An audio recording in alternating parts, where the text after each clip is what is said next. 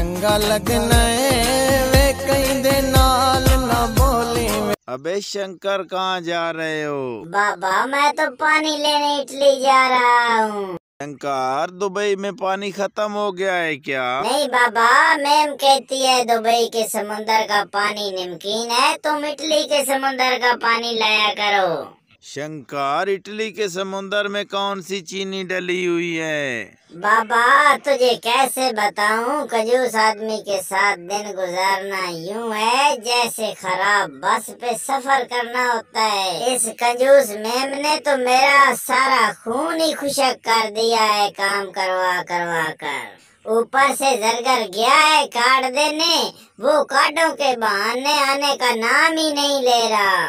अगर इसी तरह मैम काम करवाती रही तो मुझे लग रहा है 2026 में मेरा जिस्म खत्म हो जाएगा, खाली आवाज आएगी। प्लीज बाबा मुझे यहाँ से निकाल लो।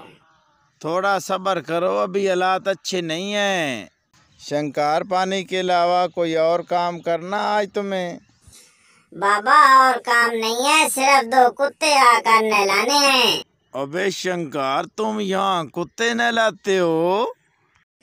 अरे बाबा तुम कुत्ते नहलानों की बात करते हो, हम तो यहाँ कुत्ते पका कर इन लोगों को खिलाते भी हैं। अबे शंकर ये जरगर भी यही काम करता है क्या?